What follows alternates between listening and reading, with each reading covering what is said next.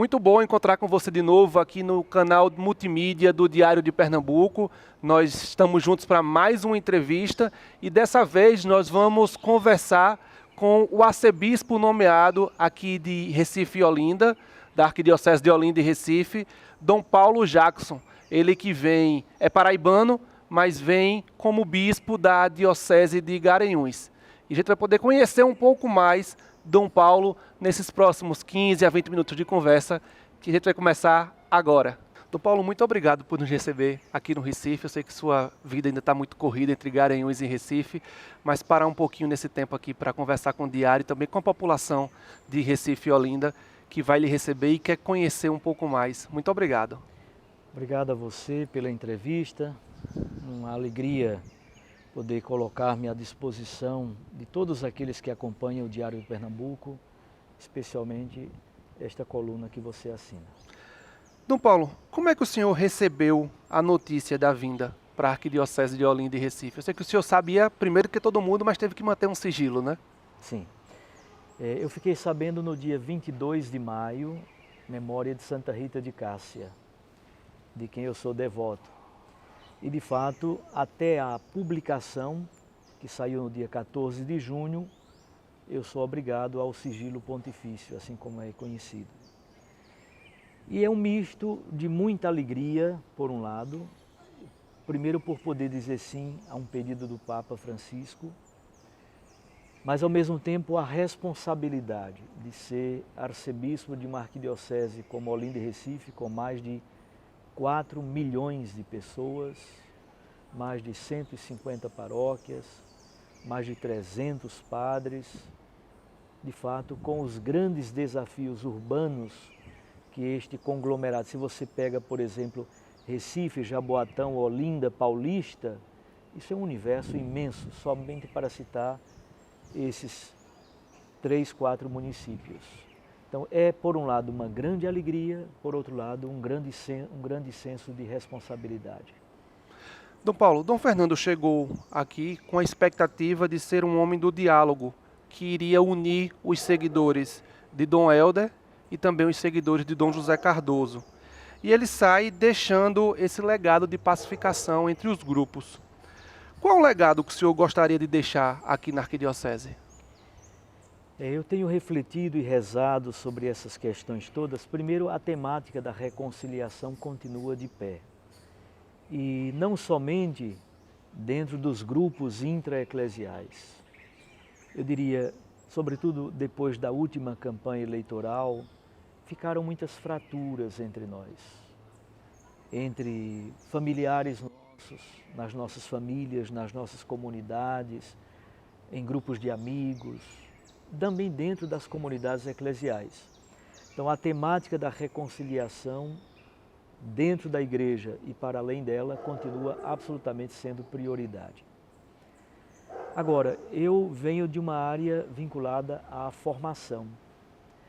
Não somente a formação nas universidades, eu fui professor de universidade em vários locais, sobretudo ultimamente, antes de ser nomeado bispo, eu era professor em Belo Horizonte, em Minas Gerais. Então eu tenho uma certa experiência nesse universo da universidade.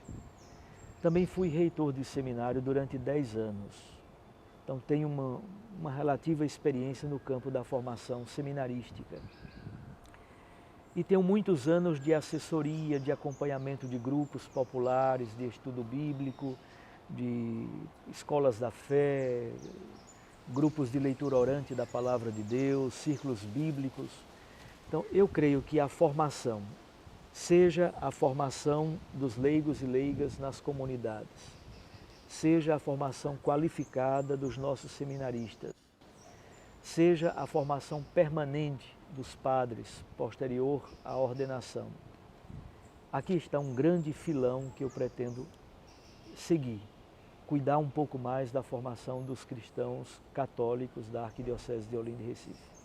Certo. Veja, Dom Helder e Dom José Cardoso e Dom Fernando, assim como o senhor, chegaram aqui na Arquidiocese vindo de uma única experiência como bispo, né, em uma diocese só. Aqui eles ficaram até a renúncia aos 75 anos. A gente sabe que esse não é um cargo vitalício, mas o senhor pretende esperar e ficar por aqui até 2044 ou gostaria de ter uma experiência em uma arquidiocese maior depois daqui de Olinda e Recife? Não, pretendo permanecer aqui, inclusive porque existe uma reflexão na Santa Sé, da parte do Papa, da parte do dicastério para os bispos, que primitivamente, no princípio da Igreja, o bispo era esposo de uma única diocese. Então ele permanecia naquela diocese para a qual foi nomeado pelo resto de sua vida. Então eu estou com 54 anos. O bispo fica na ativa, essa frase é muito ruim, essa palavra é muito ruim, na ativa, mas digamos, fica como bispo diocesano até 75.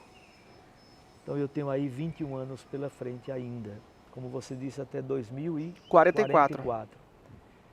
Pretendo permanecer aqui e não mais sair de Olinda e Recife. Certo. Nós pesquisamos e vimos que o senhor foi, aos 24 anos, ordenado padre, 46 anos ordenado bispo, aos 54 anos nomeado arcebispo. Também já exerceu a presidência regional nordeste da CNBB, tomou posse em 2019, e esse ano também tornou-se segundo vice-presidente nacional da CNBB. Vemos que o senhor tem uma boa articulação na política interna da igreja.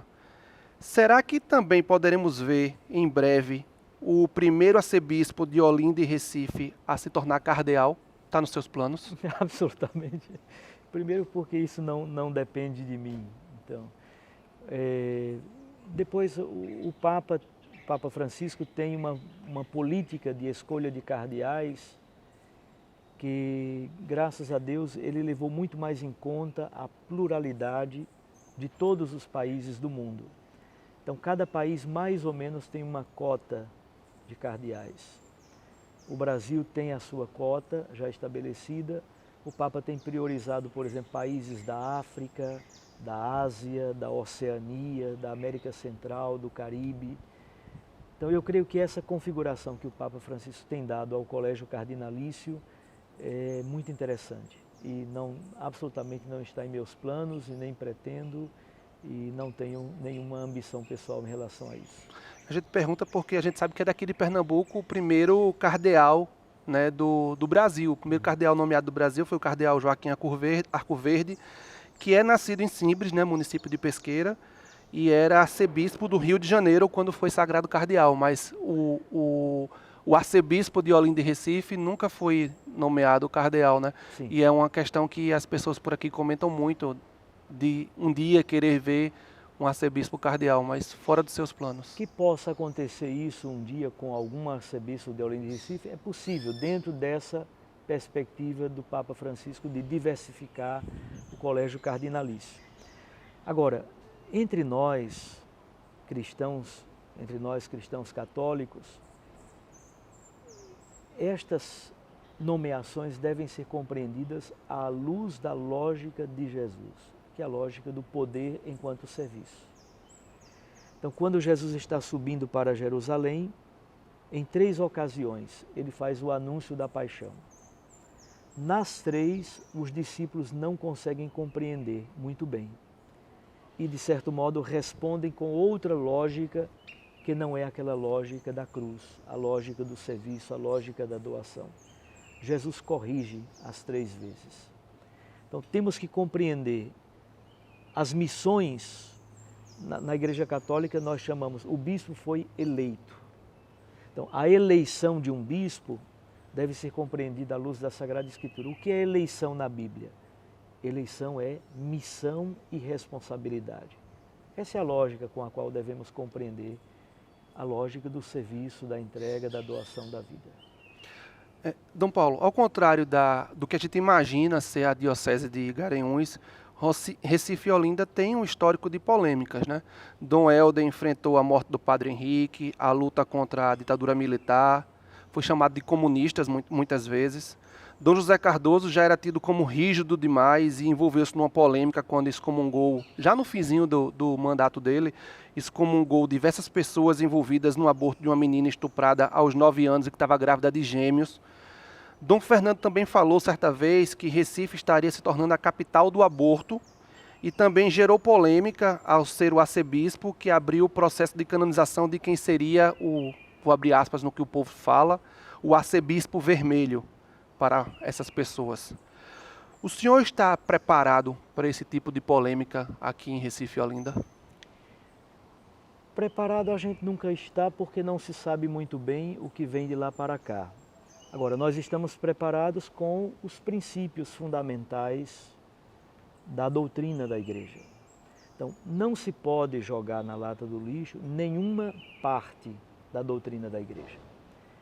E a doutrina da Igreja é composta de Catecismo da Igreja Católica. Primeira parte, eu creio. Então, o que faz o Catecismo da Igreja Católica na primeira parte? Comenta o credo, as balizas fundamentais da fé cristã católica. A segunda parte do Catecismo da Igreja Católica é eu celebro. A liturgia, o culto, os sacramentos, especialmente a Eucaristia.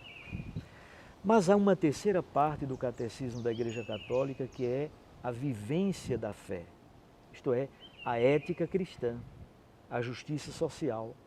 Esse elemento não pode ser transcurado de modo nenhum, não pode ser jogado para fora no lixo como algo opcional. Não é opcional. Então, fé professada, a fé celebrada e a fé vivida, esses três elementos compõem o fundamento da doutrina, da compreensão de fé da Igreja Católica. Então, um cristão católico ou uma comunidade que pretenda ser uma comunidade cristã católica precisa ter os três elementos. Então, a doutrina social da Igreja é um elemento que tem sido transcurado nos últimos momentos, nos últimos tempos. Inclusive nos seminários, os novos sacerdotes, os seminaristas estão cada vez com menos preparação no que diz respeito à doutrina social da Igreja, exatamente para não cometer equívocos. Então você deve conhecer aquilo que diz a doutrina social da Igreja, de Leão XIII na Rerum Novarum, até o Papa Francisco recentemente lançou a Fratelli Tutti.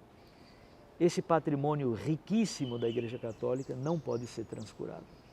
Agora, isso associado à celebração da fé nos sacramentos e à profissão da fé, em que creio, como creio, e a própria experiência de fé, fides qua, fides quae. Então, a própria experiência de fé, a adesão a Jesus Cristo. Aqui está o fundamento da nossa existência. A fé não é simplesmente um catálogo de conteúdos, é uma relação de amor. É a relação amorosa com Jesus e essa experiência pessoal de encontro com Cristo possui também um vínculo comunitário, a participação numa comunidade eclesial. Eu tenho que unir essa adesão de fé a Jesus, a presença e a participação numa comunidade eclesial, associando isso à profissão da fé, à celebração da fé e à vivência da fé a partir dos valores éticos, da justiça social, do reino de Deus. E a gente precisa falar, então, desses temas polêmicos que normalmente envolve os últimos arcebispos que passaram aqui em Recife e Olinda. Como é que o senhor vai encarar o aborto no seu ministério? Não, como a Igreja Católica encara. Para a Igreja Católica, esse tema é absolutamente resolvido. Então, a vida deve ser preservada e defendida da sua concepção, da sua fecundação, até o ocaso natural, em todas as fases. Então aí entra a temática do aborto, a temática da eutanásia, a temática da pena de morte, a temática da justiça, a temática da defesa da vida em todas as suas fases e em todas as suas etapas. Esse é o princípio fundamental da doutrina católica. É a partir disso que eu pretendo, como grandes princípios orientativos, tirar conclusões e discernir cada situação concreta. E não há exceções? Essa é a doutrina da Igreja. As pessoas também querem lhe ouvir sobre outros temas que são tidos tabus dentro da Igreja, como, por exemplo, como devem ser recebidos os casais separados nas paróquias? Então, aqui há uma variedade imensa de situações. O Papa Francisco, recentemente já há 5, 6 anos, escreveu um documento chamado Amores Letícia. São João Paulo II, em 1981, já havia escrito um documento muito interessante sobre essa temática, chamado Familiares Consórcio.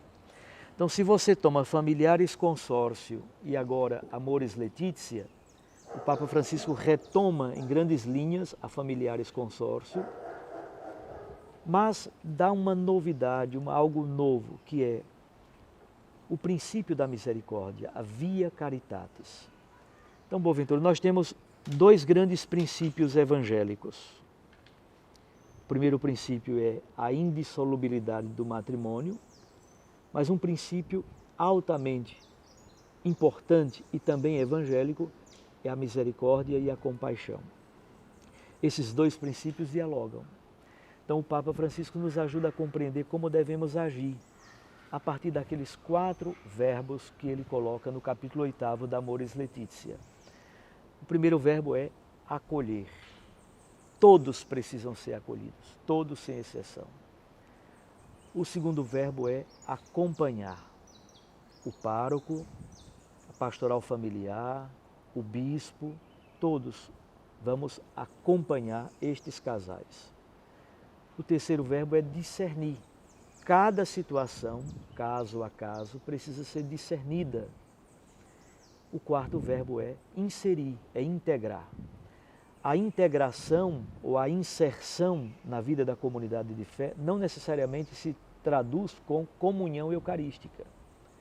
Em alguns casos, o Papa Francisco dá a possibilidade de se chegar até a comunhão eucarística. Por exemplo, casais em segunda união que têm 20, 30 anos de convivência em segunda união. Têm filhos. Estes filhos foram formados na fé católica. São casais que participam da comunidade eclesial, participam de pastorais, grupos, movimentos e serviços da sua igreja. Fazem comunhão espiritual. Então tem todo um caminho de fé bonito. O Papa diz, em alguns casos, feitos os discernimentos, primeiro pelo próprio casal, pelo pároco e pelo bispo. O bispo pode dar, inclusive, a oportunidade, a possibilidade de este casal chegar à comunhão eucarística. Mas a inserção, a integração no seio da comunidade não necessariamente será aquela até a comunhão eucarística. Um casal em segunda união pode participar de praticamente tudo numa igreja. Pode fazer leitura, pode participar de pastoral, de grupo, cantar no coral, ser de uma pastoral, pode praticamente tudo. Agora, este caso específico, discernido, isso não pode ser elevado a uma categoria de regra geral. Então, a regra geral, diz o Papa Francisco, a norma global, a norma geral, não consegue abarcar todas as situações, mas, ao contrário, os discernimentos específicos não podem ser elevados à categoria de norma geral. Então, o Papa, por um lado, mantém o princípio geral, por outro lado, quer olhar de modo muito caridoso e misericordioso para os casos específicos, que devem ser discernidos caso a caso. Outra comunidade que está na expectativa sobre a sua liderança na Igreja Católica são os católicos que fazem parte da comunidade LGBTQIA+. O que é que eles devem esperar dessa sua liderança nas 150 paróquias da Arquidiocese? Deve esperar acolhimento, deve esperar aquilo que a Igreja Católica faz e diz. Então, estes irmãos, estas irmãs, são cristãos católicos, são membros de nossas famílias. Cada vez mais cresce situações semelhantes nas nossas famílias, famílias católicas, famílias evangélicas. Muitos casais, pais, ficam preocupadíssimos, não sabem muito bem como lidar. Então, para nós cristãos católicos, nem se pode, sem mais, aceitar toda, sobretudo a chamada cultura gay. Isso não constrói. Tratamos com pessoas concretas. Mas também não se pode simplesmente expulsar alguém de casa por causa de uma orientação homoafetiva. Então a igreja não faz nenhuma coisa nem outra. A igreja acolhe pessoas. Como diz o Papa Francisco, quem sou eu para julgar? Como o Papa respondeu a um repórter naquele avião. Então, acolhimento e a descoberta do modo concreto de participação desses irmãos na comunidade eclesial, isso sim podemos buscar e devemos buscar. A gente viu que o senhor teve um encontro, enquanto segundo vice-presidente da CNBB, com o presidente Lula. E parte dos fiéis católicos, inclusive aqui de Recife e Olinda, da Arquidiocese de Olinda e Recife, criticaram esse momento, que houve até algumas fotos que foram divulgadas. Uma pergunta que algumas pessoas têm se feito, e aí eu trago para o senhor. O senhor tem lado na política? Absolutamente não. Obviamente, como cidadão, eu tenho a minha consciência e voto segundo a minha consciência, segundo os princípios que norteiam a minha vida. Agora, aqui há algumas questões que precisam ser esclarecidas, inclusive alguns veículos de comunicação cometeram alguns erros neste sentido. A visita não foi uma visita do arcebispo de Olinda e Recife ao presidente Lula. A CNBB, a presidência da CNBB, da qual eu faço parte, eu sou o segundo vice-presidente da CNBB, nós estamos fazendo uma série de visitas a instituições da nação. Nós visitamos a OAB, a presidência da OAB. Nós visitamos a presidência da República e não somente o presidente Lula, estava também presente o vice-presidente Geraldo Alckmin. Nós visitamos a presidência do Congresso, o senador Pacheco, e há uma outra série de visitas agendadas. Então, cada vez que é eleita uma presidência da CNBB, há uma série de visitas institucionais. Então, eu estava lá como segundo vice-presidente da CNBB, numa visita institucional, assim como foi feito com o presidente Bolsonaro. Então, a presidência anterior, na época o presidente era Jair Bolsonaro, a presidência da CNBB visitou o presidente Jair Bolsonaro. Nem o presidente, visitou a presidência da República. A segunda coisa é que também alguns veículos de comunicação espalharam, e isso não é verdade, de que eu estaria na comitiva do presidente Lula para Roma para visitar o Papa. Nunca, absolutamente, nem houve convite e muito menos estive lá. Quem dera se eu pudesse estar.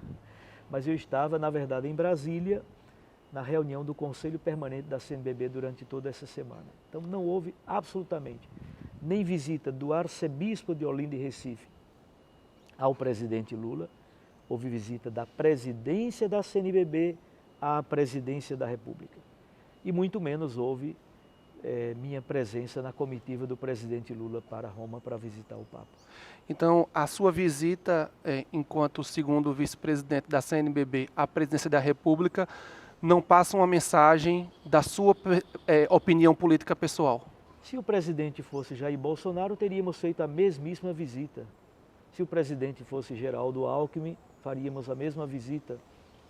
Quem quer que fosse o presidente da República, a visita seria feita da mesma maneira.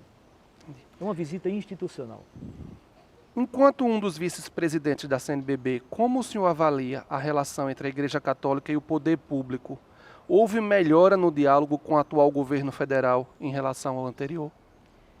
É possível que tenha havido, exatamente porque os ânimos estavam muito acirrados, houve um certo desarme, um certo maior equilíbrio na relação. Mas a relação é sempre institucional. Há muitas coisas da presidência de Jair Bolsonaro com as quais nós concordamos e há coisas com as quais não concordamos. Mesma coisa, há coisas da presidência do governo Lula com as quais concordamos, outras coisas não concordamos. A relação é de, como diz a doutrina social da igreja, de subsidiariedade. Então há uma relação, existe um acordo Brasil-Santa Sé, certamente você o conhece. Então, pelo acordo Brasil-Santa Sé, a Igreja Católica no país dialoga o tempo todo, nós temos muitas pautas comuns, a problemática, por exemplo, da Santa Casa da Misericórdia, das instituições beneficentes, as escolas, as universidades, os hospitais. Há uma pauta imensa que depende dessa relação institucional com o governo federal, também com os governos estaduais e municipais. Terei relações institucionais com a governadora Raquel Lira, e terei relações institucionais com os 16 prefeitos ou prefeitas dos municípios que compõem a Arquidiocese de Olinda e Recife. Certo. Como o senhor observa, dentro do cristianismo, acrescenta no número de evangélicos? Aqui, Boaventura, é um pouquinho mais complexo, eu diria. Primeiro, nós estamos esperando o censo que está para sair, o resultado, para a gente ter uma análise um pouquinho mais precisa dos dados. A segunda coisa é assim, do ponto de vista quase fenomenológico, digamos, nossas igrejas estão cheias. As igrejas estão abarrotadas. Dom Fernando estava me dizendo, eu não crio mais paróquias na Arquidiocese de Olinda e Recife porque não tenho padres suficientes. Então, de um lado, as igrejas estão cheias, as igrejas estão lotadas, poderíamos criar muito mais paróquias na Arquidiocese. Esse é um fenômeno interessante.